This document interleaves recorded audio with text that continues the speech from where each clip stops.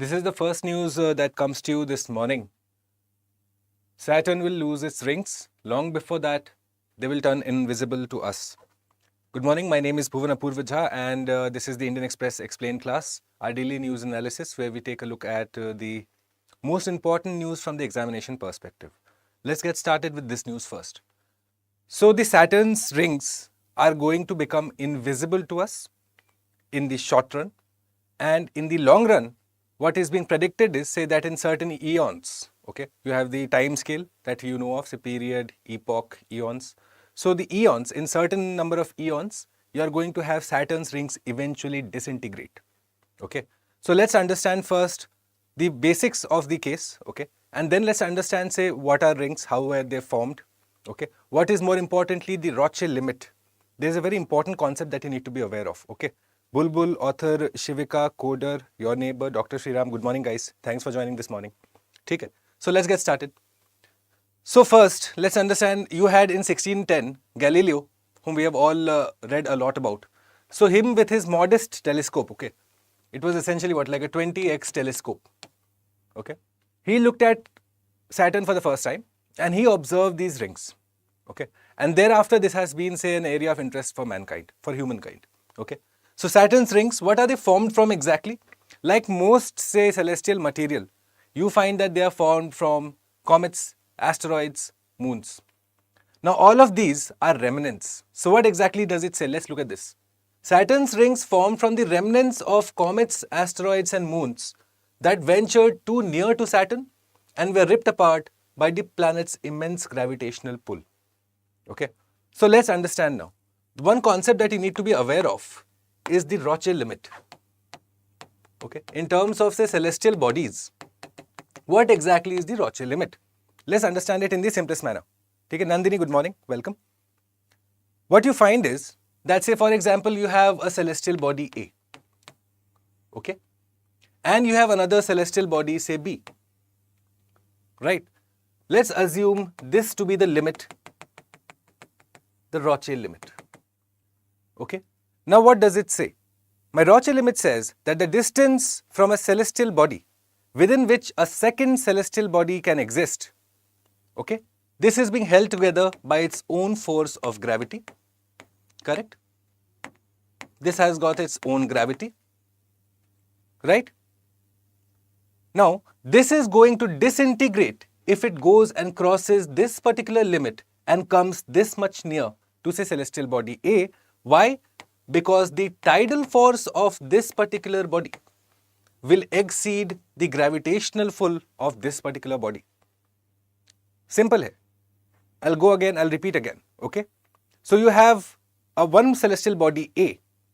Now the distance from that to the second celestial body, which is being held together by its own force of gravity, right? This will disintegrate. Why? Because the first body, let's assume A, its tidal forces will exceed the gravitational, say, self-gravitation of body B. So this is it. This is the limit. If body B were to cross this, it would disintegrate. It would completely break apart because the tidal force of this will be too much for it to handle, right?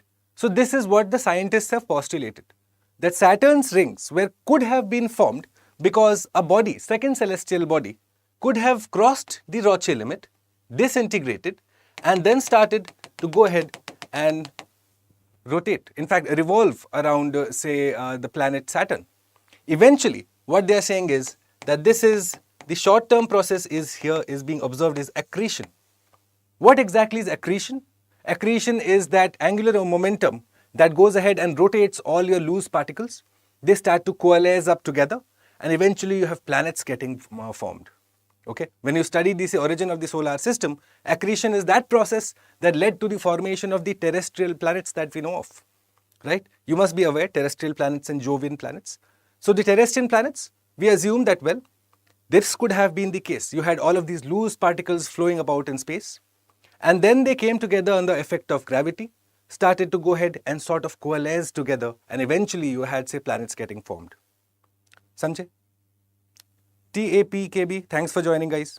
Sheshmani, good morning. Good morning. Okay, so let's understand this. This is what the Rothschild limit is.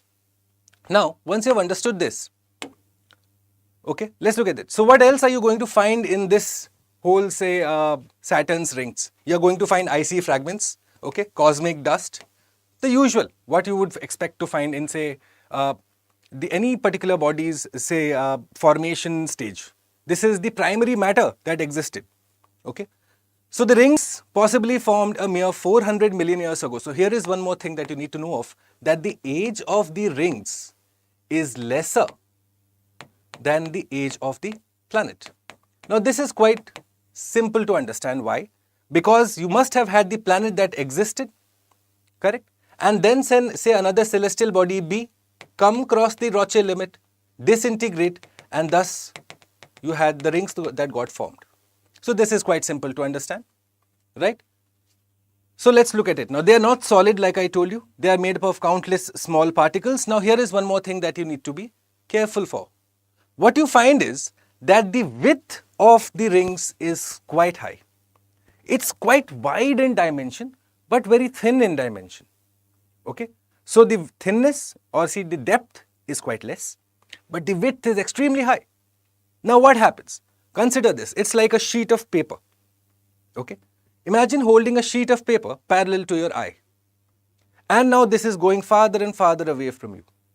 The farther it goes away from you, the less you are going to see it, because eventually it's just a thin strip of paper.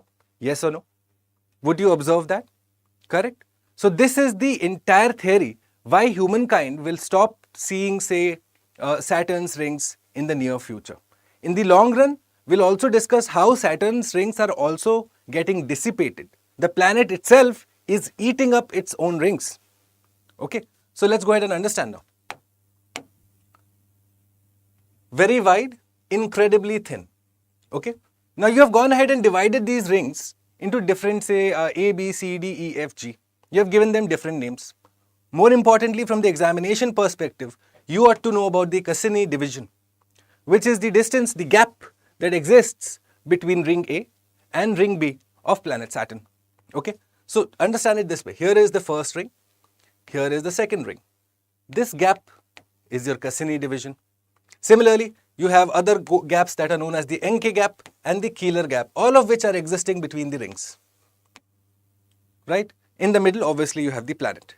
So from the exam perspective, I suggest you make a note of this. Okay? Right? So why are the rings getting invisible then? What is the reason? Please understand, Saturn takes 29.4 Earth years to orbit the Sun. So you have the Sun in the middle. Okay? And you have, say, planet Saturn that is going around it in an elliptical fashion. Now what you're going to find is that eventually it is getting to the edge. Yes, this is getting to exactly the, say, edge on with the respect of our planet. Because it is getting farther away from us. Yes, it's an elliptical orbit, which means it's not uniform. As it gets farther away from us, it becomes that much more difficult to observe the rings. Why? Because I told you that they are wide, but they are not deep. Okay, which means consider them as a sheet of paper. As it goes farther away from you, it becomes that much more difficult to spot the sheet of paper. Correct? It sort of merges itself into the horizon. That's what you're expecting. Okay.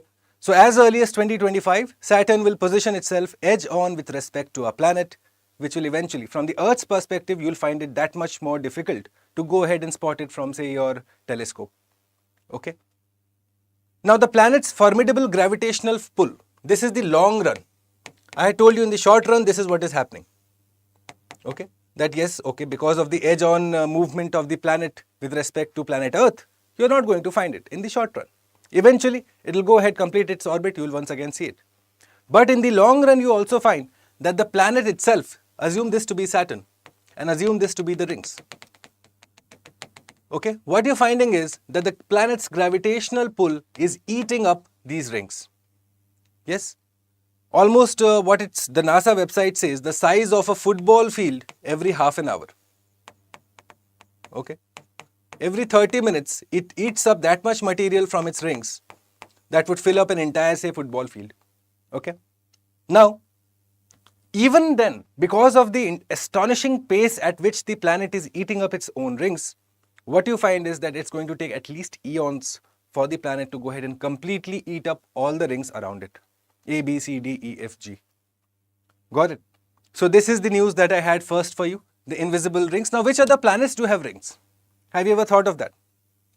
For example, you have Jupiter, which was observed by the Voyager 1 in 1979, which comprises mostly dust. Okay. You also observe rings around planet Uranus, where you don't find dust.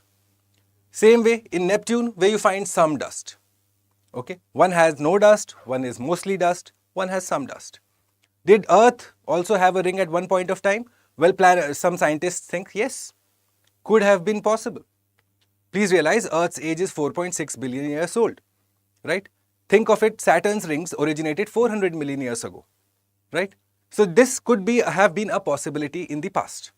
Now, one of the postulates, one of the theories about the formation of the moon, if you have gone ahead and read your NCERTs, you will see that it mentions a particular body called Theia.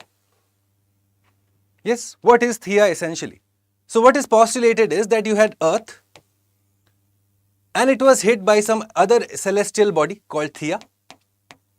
Okay, this hits the Earth, you have all the material from this phase fly on, eventually accretion happens, and thus you had the formation of the moon. This also leaves the Earth slightly tilted at an axis. Have you gone through these facts? Right? So this is what is believed, that yes, during this collision, it could have been possible that as the moon was getting formed, you also could have had some rings that would have formed around the Earth. Right? But then again, once again, what you would have found is that because they would have exceeded the Roche limit, Earth would have gone ahead and pulled them towards itself, thereby just reducing the rings to nothing. Today you find that we have a dust ring. Yes, we have a ring of satellites in our low Earth orbit because of the number of satellites that humankind has launched. Right? But this is one possibility that the scientists have postulated, that during this collision, you could have had, correct, Sriram, Theia, the collision, correct? So let's look at it. This is what I'm referring to. Here is Theia that collides with planet Earth. Okay, this collision happens, raw material goes out into the space, eventually accretion, and thus the formation of the moon. Now during this process, when the collision so happens, this loose material could have formed a ring around planet Earth. Right? I hope I made myself amply clear. If you understood how we approached the Saturn concepts, understanding the entire length and breadth of Saturn's rings, then do consider leaving me a like. I'd be greatly grateful, in fact, to all of you for your consideration. Okay? Right? Let's look at the 4 questions I have for you guys, because what's the entire point if you're not solving questions? So which organization launched the Cassini-Huygens mission to study Saturn? Option 1, NASA. Option 2, the European Space Agency. Option 3, Italian Space Agency. You will identify the correct options. Question 4, okay, we'll go back to the previous slide after this. Which process was responsible for the forming of the terrestrial planets of the solar system? Differentiation, degassing, accretion, primordial nucleosynthesis. You will let me know your answers in the comment box. Once again, what I will recommend is each of these terms is of critical value insofar as the examination is concerned. You ought to know, even if you say answer this correctly, you ought to know where was each process happening. Okay? They may sound the same, but they are completely different. Okay? Let's look at question 1. With reference to the solar system, consider the following statements. The atmosphere of Jovian planets is thin as compared to terrestrial planets. Statement 2. The terrestrial planets have lower gravity as compared to Jovian planets. Jovian planets, as we know, the outer planets, right? So the Jupiters, the Saturns, right? You have the terrestrial, the rocky planets and the gaseous planets. The gaseous planets are also known as Jovian planets. Okay? And the terrestrial planets have relatively higher densities as compared to Jovian planets. Which of the above statements are correct? Meanwhile, you also let me know which of the above can be classified as inferior planets. Okay? Go ahead, let me know. Do you know the concept of inferior planets? Which are they? Who are they? Mercury, Venus, Pluto, Mars. Let me know your answers in the comment box after the class. Take it. Meanwhile, before I go on to the second topic, very quickly, the admissions for this is closing fast. If you understand the way we go ahead and approach concepts here, the focus being on conceptual learning rather than just say rote-based learning, then well, this is the place that you have to sign up for.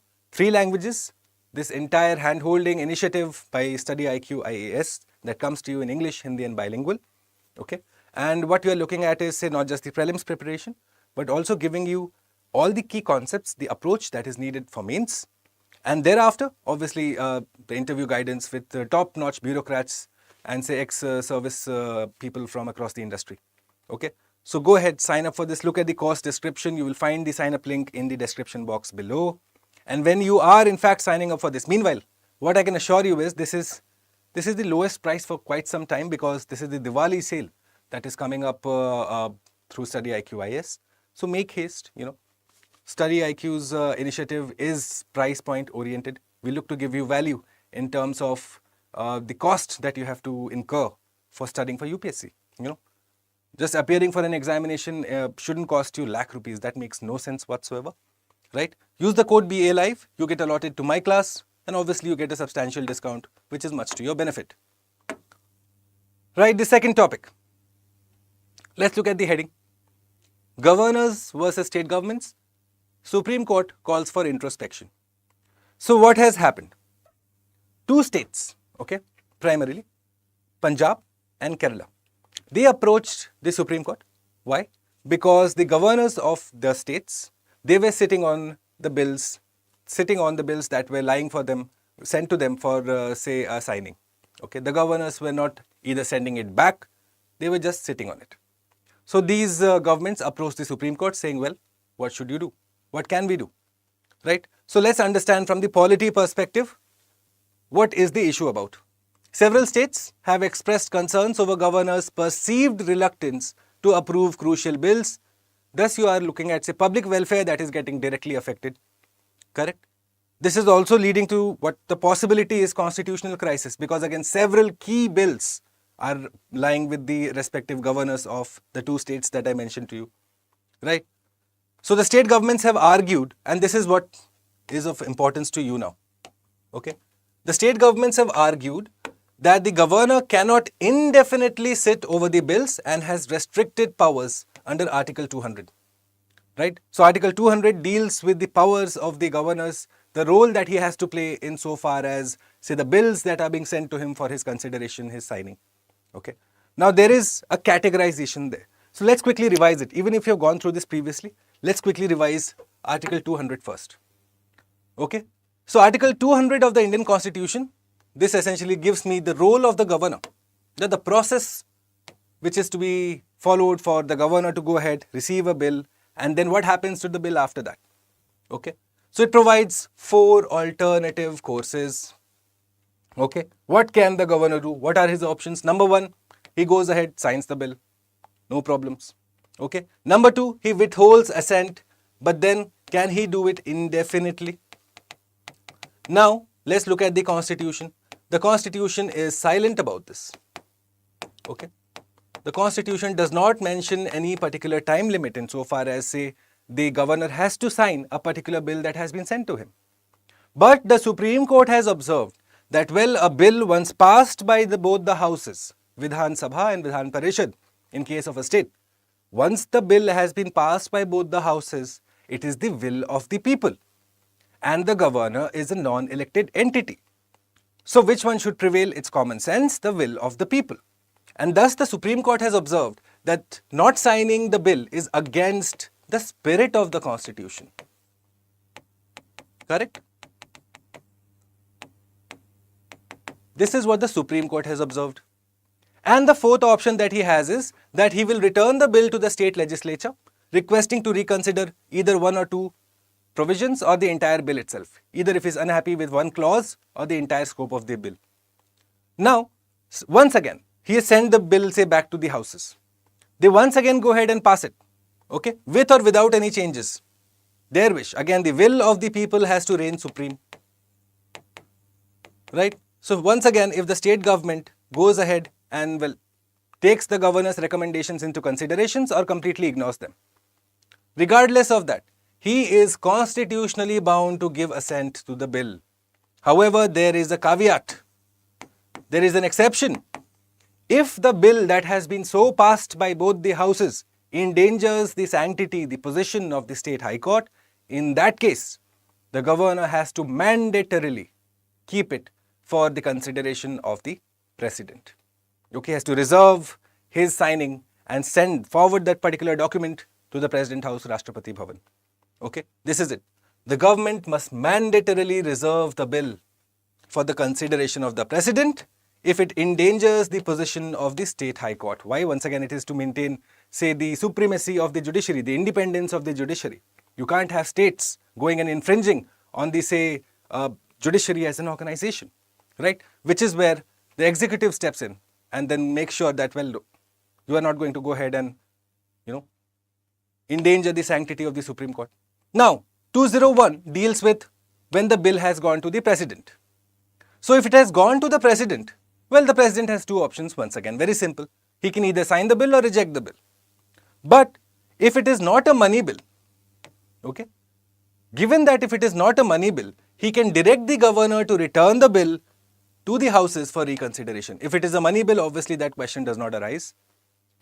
But the president can very well, he is very well entitled, he or she is very well entitled to go ahead and direct the governor to return the bill. Now, these are the cases when the governor can sit on the bill. Okay. Now, the state governments argue that the bills that they have sent to the governor have to do with public welfare, have to do with Lok Ayukta, have to do with water, have to do with air monitoring, all sorts of public welfare projects.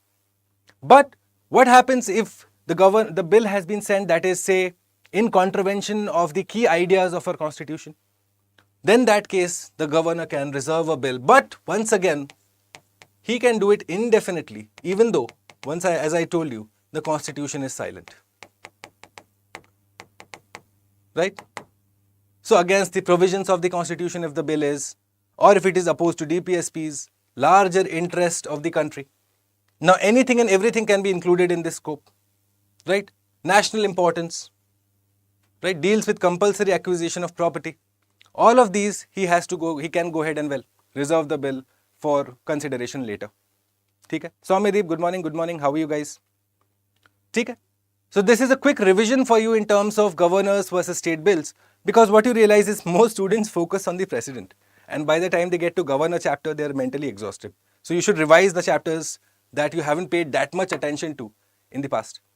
Okay? So let's look at the key observations. As I told you, number one, the constitution bench of the Supreme Court, which means a 5-judge bench. A 5-judge bench of the Supreme Court has clarified that the constitution does not impose any time limit. The constitution is silent in terms of the time limit. But the governor should honor the will of the legislature. Okay, the will of the people that is expressed through the elected representatives, and their, say, parliamentary work has to reign supreme. Right? And that causing delay to an assent will be an arbitrary exercise and against the spirit of the constitution. Right? So this is how the Supreme Court has gone ahead and commented on it. Okay, so very quickly, we revised Article 200, 201 and the SC observations. Right? Given that you know this now, go ahead and answer these for me very quickly. Question 1, in fact, assertion reasoning. We haven't done many assertion reasonings, so I thought why not introduce it. Okay. According to the Constitution of India, the same person cannot function as the governor of 2 or more states at the same time. And the reason for that, Article 153 of the Constitution states that there shall be a governor for each state. Is this the reason why the assertion may or may not be true?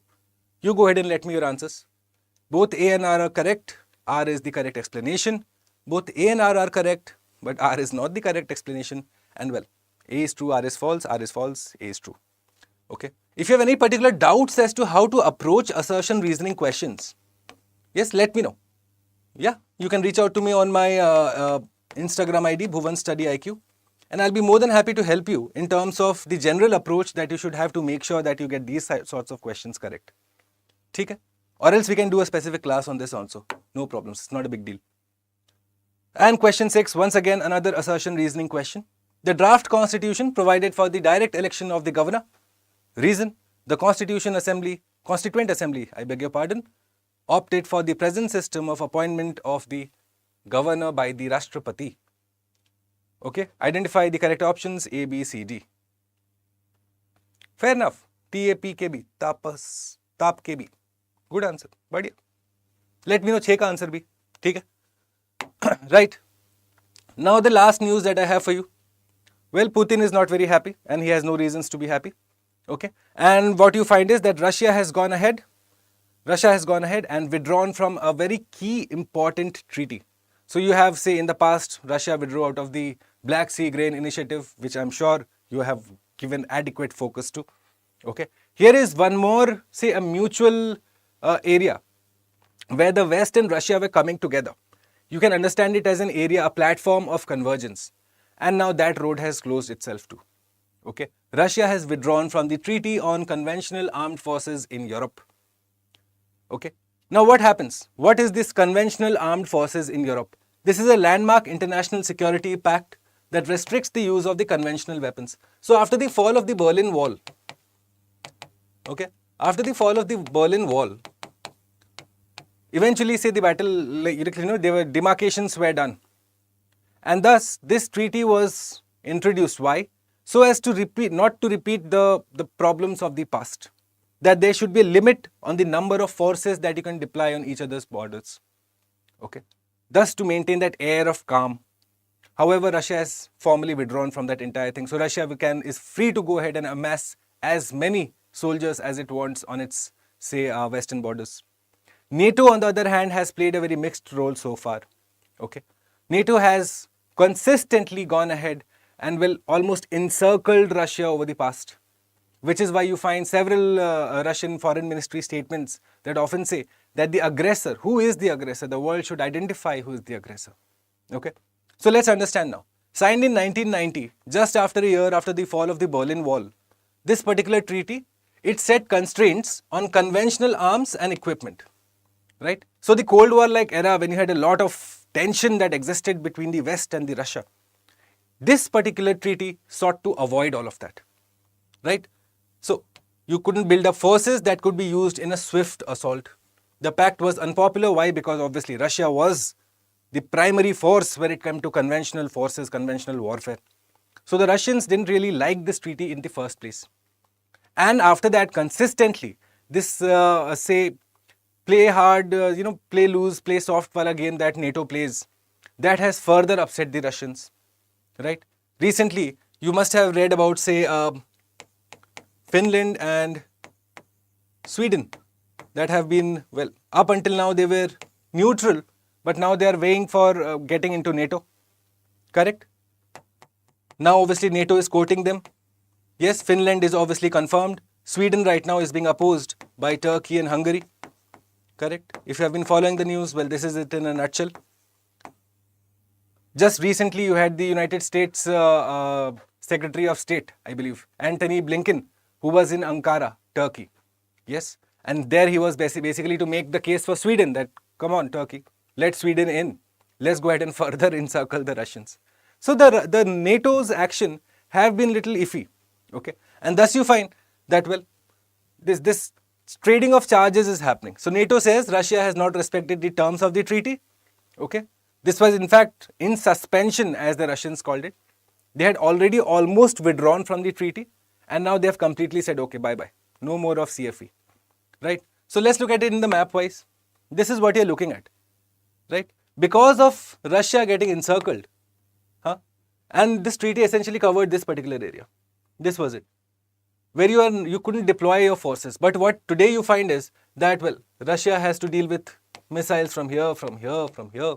At the same time, Russians have also gone ahead and amassed many people on its borders. Right?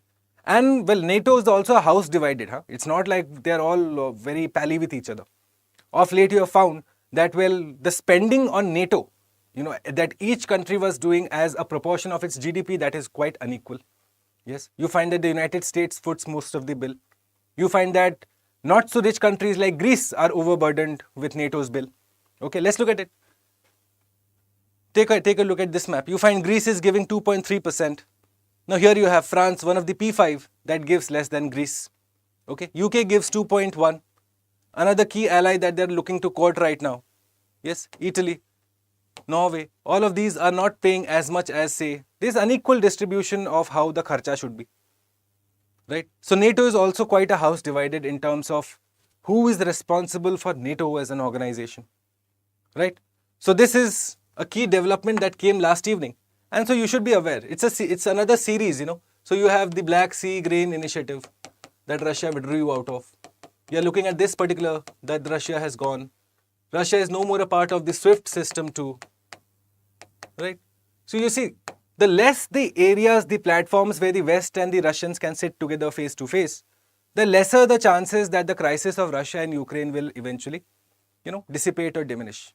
For solving a crisis, you need to sit face to face. If the areas of convergence is not happening, then it's complete, say, you know, complete divide has happened. It's almost like there are divergent plates now. Yes? Okay, let me know your answers to this question. Who is the Secretary General of NATO? Yes, Jens Stoltenberg, General Austin Miller, Yevgeny Prigozhin, or Frank Abagnale Jr. Catch me if you can. Right? Okay, before I very quickly go forward, make a quick note of this. If you are still not preparing or decided to go for your optionals, PSIR, Sociology, Geography, Anthro, PubAd, History, Mathematics, Philosophy and Hindi Sahitya. Yes, the Diwali sale is live. It's the lowest price that I have seen personally. So once again, if you are considering, you know, if you haven't started preparing for your optionals, by the way, this is the last time. You can't push your optional study up until after prelims, then that is not going to be useful for you, right? This is a time when you put extensive work in your optionals. So go ahead, look at the faculty profiles for each subjects, and when you do decide to sign up, use the code BALIVE. It will be to your understanding and advantage. Okay, this is the lowest price ever. In fact, 14,000 rupees is the lowest ever that I have seen. Right, let's look at the questions of yesterday very quickly. Auroras are an evidence of Earth being electrically connected to the sun is absolutely correct. Like I told you, you have solar winds that go ahead. Yes, eventually they're getting pushed to the poles. There all of the colors are getting emitted depending on which atom is getting excited. Okay, we discussed this yesterday. Auroras are caused due to the, not the polar reversal, the magnetic reversal. Okay, so the correct statements here being only A.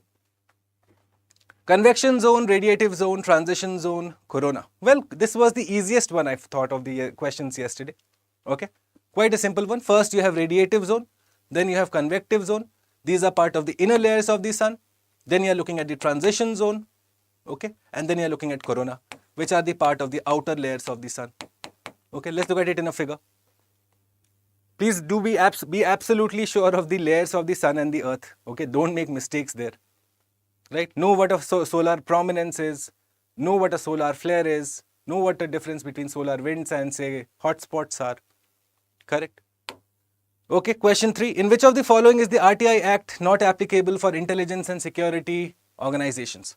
So, my RTI Act mentions only 2 cases in which you can go ahead and hold an intelligence agency such as say the Intelligence Bureau or Research and Analysis Wing or say CBI, any of them.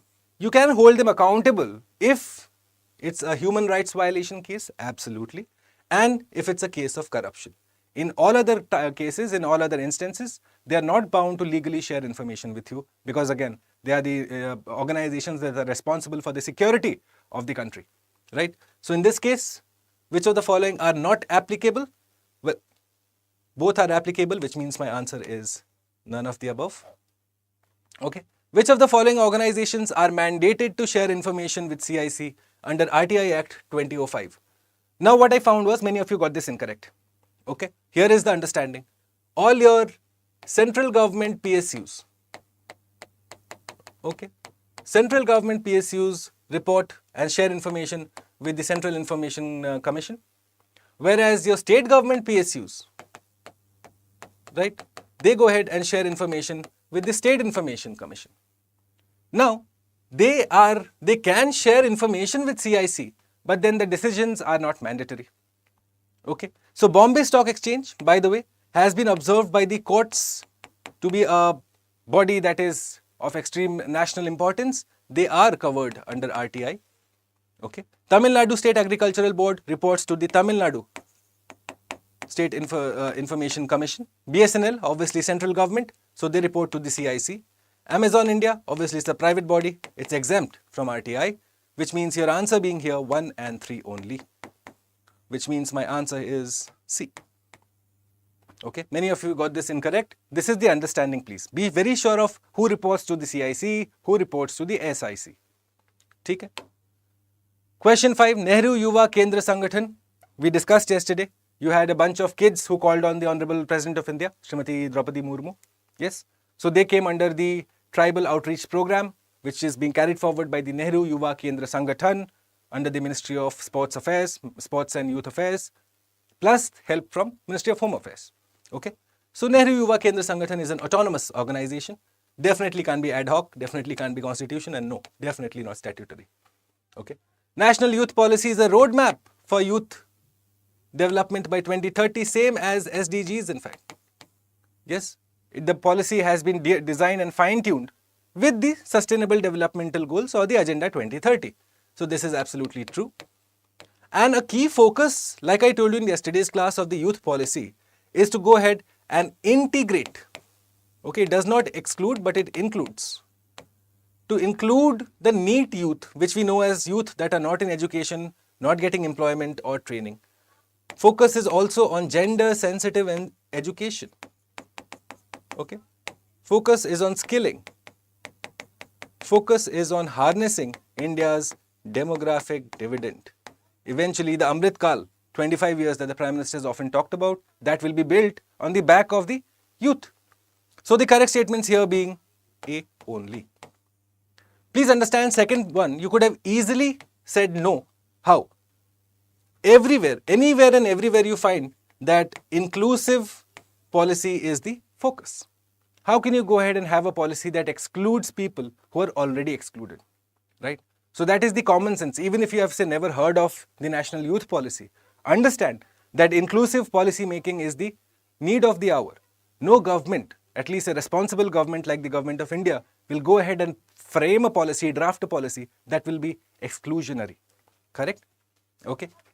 So the individuals who answered the questions correctly for me, Pranjul, SS848884, thank you. Thank you for your message, by the way. आप सवाल का वही जवाब देना. Ulfat, Pooja, Vidisha, Monica, Niraja, Harshit, Anamika, Shubham, Koder, Vaishnavi, Tanvi, Aditya, Rahul, Target CSC, Gatso, Akshay and Ayush. Well done. Exceptional work.